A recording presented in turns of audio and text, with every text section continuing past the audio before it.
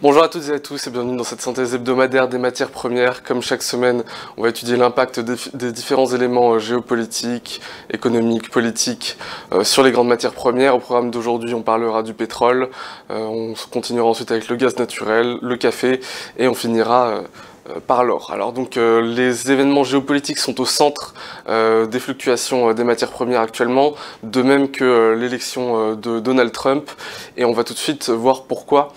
Au niveau du pétrole, premièrement, des tensions géopolitiques qui s'apaisent puisqu'effectivement le Hezbollah et les forces de défense israéliennes seraient sur le point de conclure un cessez-le-feu, ce qui réduit donc le risque d'escalade entre Israël et l'Iran. On rappelle que l'Iran exporte à peu près 1,5 million de barils de pétrole par jour à travers le détroit d'Ormuz, qui reste un des points majeurs, des épicentres du commerce de cette matière première. Et donc c'est à peu près 20% de l'offre mondiale, ce qui représente 20 millions de barils par jour qui passent dans ce détroit. On reste sous pression puisque donc on a d'un côté une prime de risque géopolitique qui va commencer à un petit peu s'atténuer vis-à-vis de voilà, ce potentiel cessez-le-feu, mais il va quand même falloir suivre les discussions.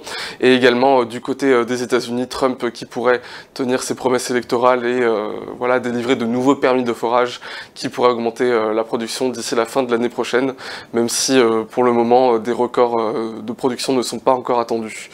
On a également l'OPEP+, donc le cartel qui va se réunir fin novembre et également début décembre. Il pourrait rétablir une production, donc cette production dont on a parlé plus tôt dans l'année, des coupes de production volontaires qui avaient largement réduit l'offre sur le marché. Et bien voilà, donc alors on a des informations comme quoi le rétablissement de la production pourrait éventuellement être reporté, donc ça serait éventuellement au mois de février, voire au deuxième trimestre de 2025.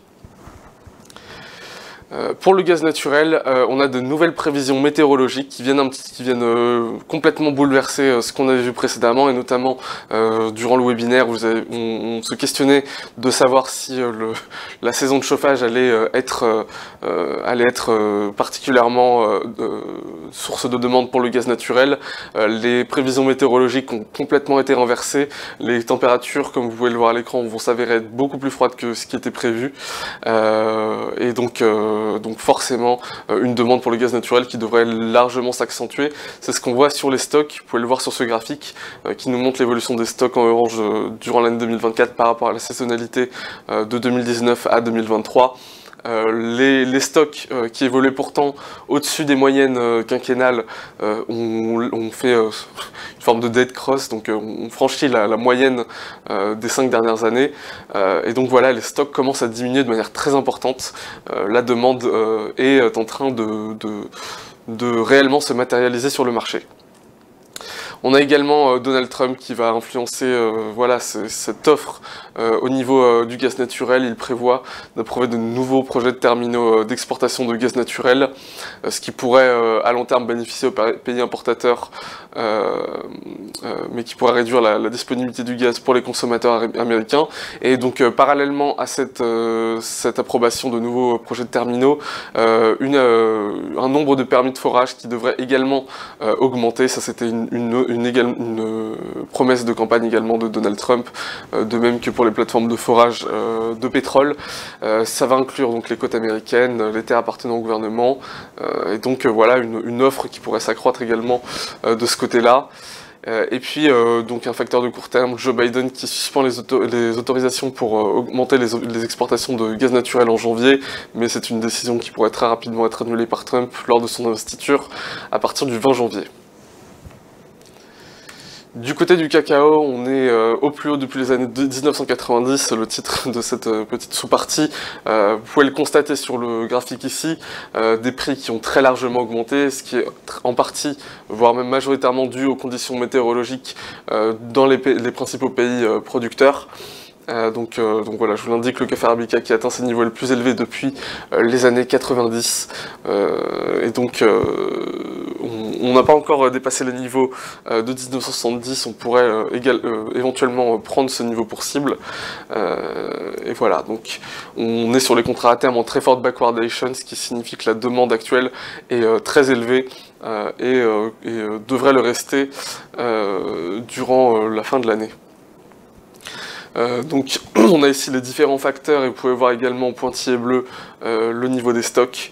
Donc c'est une courbe inversée, le niveau des stocks est quasiment à son plus bas depuis les années 2000. Alors c'est une offre excédentaire normalement qui devait être excédentaire, elle s'est fortement réduite, donc en raison des conditions météorologiques. C'est en Amérique du Sud, principalement au Brésil. On avait des prévisions d'une augmentation de 3% de la production brésilienne.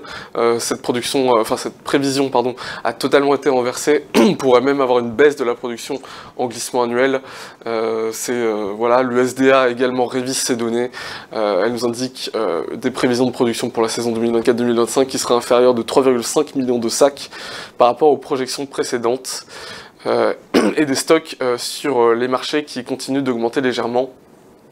Donc vous pouvez le voir, ça c'est la ligne en pointillé bleu. On a une petite augmentation conjoncturelle, mais qui reste quand même extrêmement bas par rapport au niveau historique depuis les années 2000. Et donc, alors, vu qu'on a des prix relativement élevés, on devrait avoir des stocks qui devraient se réduire, notamment les stocks brésiliens. Enfin, on va finir par l'or. Donc les prix, même si ils ont marqué un léger rebond durant les dernières séances, restent toujours sous pression.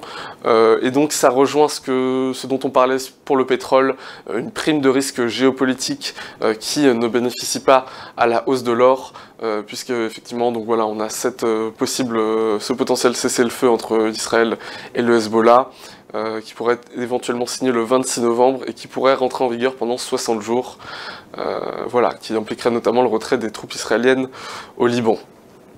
L'accord va être examiné, donc il va falloir bien évidemment suivre comment est-ce que les délibérations vont se poursuivre.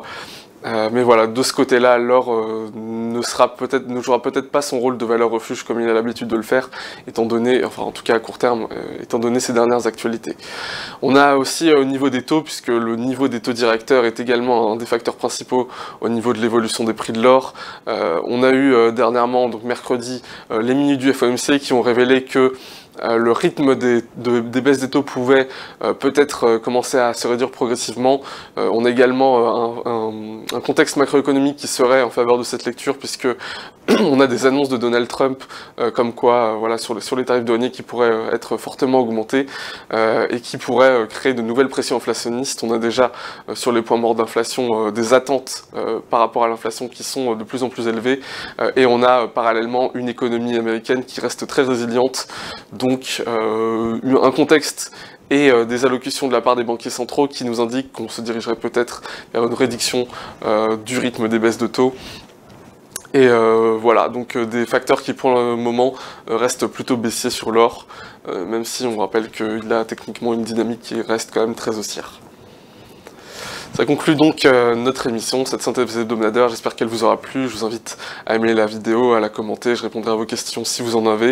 Et je vous donne rendez-vous à la semaine prochaine pour une nouvelle synthèse. Au revoir.